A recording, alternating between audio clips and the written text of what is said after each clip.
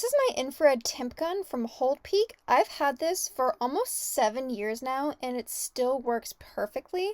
To turn it on, you just press the little trigger and it'll come on. There's all sorts of different settings you can do. It reads Fahrenheit or Celsius.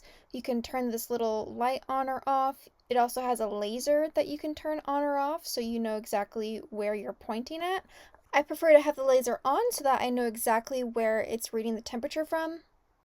It is battery powered. You just open up this little compartment down here and it has a 9-volt battery. In the 7 years that I've had this, I've only had to replace this battery once and it did come with the initial battery.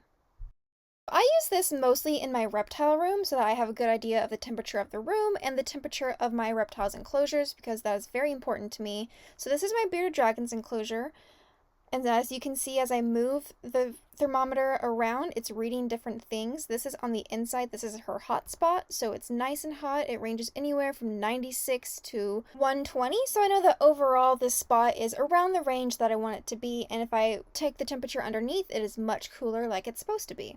This also works great for cold environments. So this is my refrigerator. My fridge is set to be around 36. So as I am scanning my fridge, it's a little higher than that, but this is the front of the fridge. Towards the back, it does get a little cooler. Next up is my freezer, which is set to around -1. And so we're reading right about 1 degree, 2 degree, and then over here it gets into the negatives. So in general, my freezer is where it's supposed to be.